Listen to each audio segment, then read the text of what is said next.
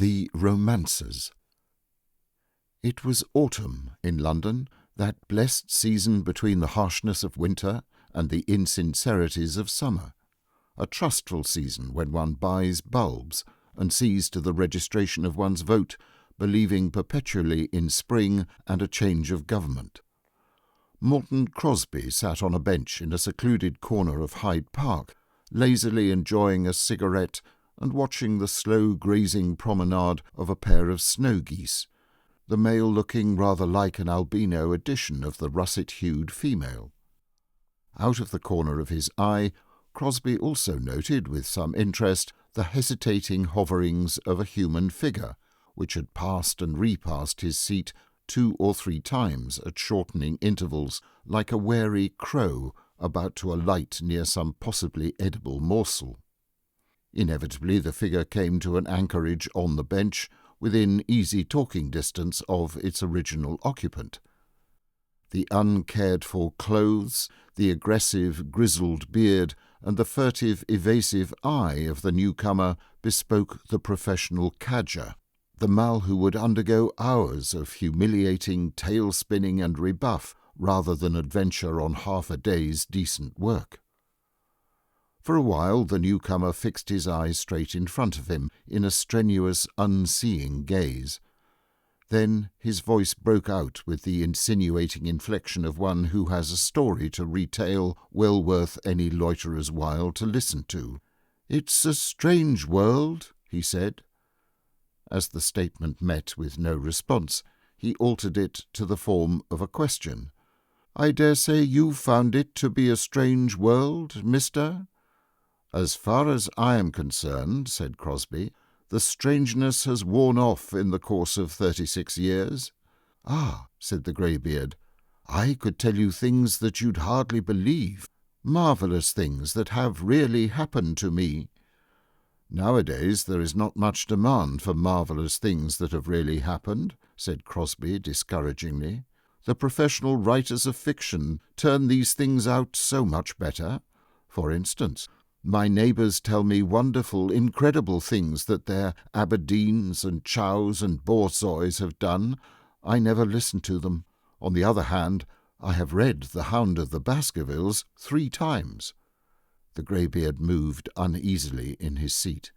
Then he opened up new country.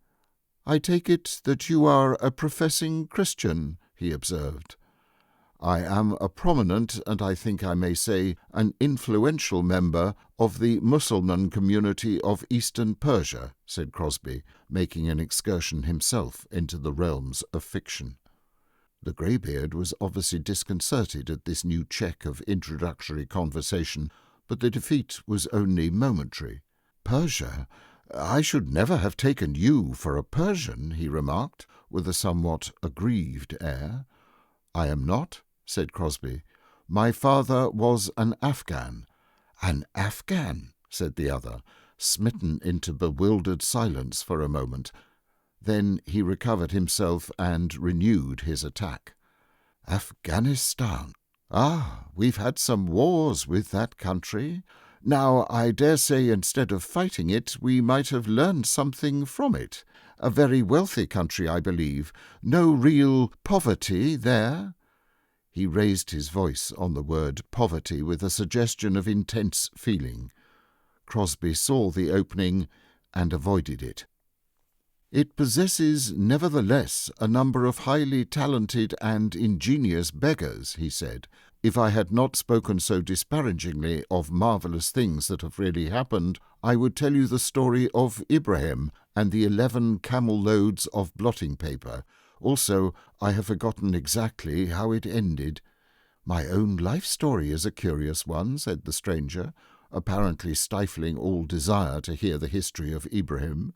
"I was not always as you see me now. We are supposed to undergo complete change in the course of every 7 years," said Crosby, as an explanation of the foregoing announcement. "I mean, I was not always in such distressing circumstances as I am at present," pursued the stranger doggedly. "That sounds rather rude," said Crosby stiffly. considering that you are at present talking to a man reputed to be one of the most gifted conversationalists of the Afghan border." "I don't mean it that way," said the greybeard hastily. "I've been very much interested in your conversation. I was alluding to my unfortunate financial situation.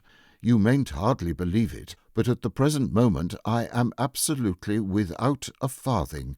Don't see any prospect of getting any money either for the next few days.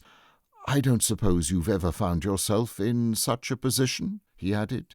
"In the town of Yom," said Crosby, "which is in southern Afghanistan, and which also happens to be my birthplace, there was a Chinese philosopher who used to say that one of the three chiefest human blessings was to be absolutely without money. I forget what the other two were." "Ah, I dare say," said the stranger, in a tone that betrayed no enthusiasm for the philosopher's memory. "And did he practice what he preached? That's the test." "He lived happily with very little money or resources," said Crosby. "Then I expect he had friends who would help him liberally whenever he was in difficulties, such as I am in at present." "In Yom," said Crosby, "it is not necessary to have friends in order to obtain help. Any citizen of Yom would help a stranger as a matter of course." The greybeard was now genuinely interested. The conversation had at last taken a favourable turn. "If someone like me, for instance, who was in undeserved difficulties, asked a citizen of that town you speak of for a small loan to tide over a few days' impecuniosity, 5 shillings, or perhaps a rather larger sum, would it be given to him as a matter of course?" "There would be a certain preliminary," said Crosby. "One would take him to a wine shop and treat him to a measure of wine, and then, after a little high-flown conversation, one would put the desired sum in his hand and wish him good day. It is a roundabout way of performing a simple transaction, but in the East all ways are roundabout." The listener's eyes were glittering. "Ah," he exclaimed, with a thin sneer ringing meaningly through his words, "I suppose you've given up all those generous customs since you left your town. Don't practice them now, I expect?"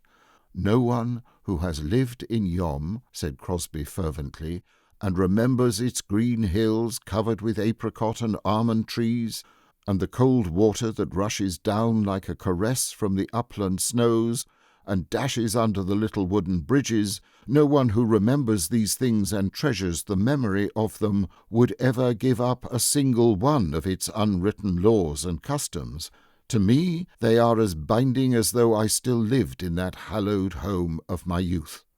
"Then, if I was to ask you for a small loan," began the greybeard fawningly, edging nearer on the seat and hurriedly wondering how large he might safely make his request, "if I was to ask you for, say, at any other time—" "Certainly," said Crosby.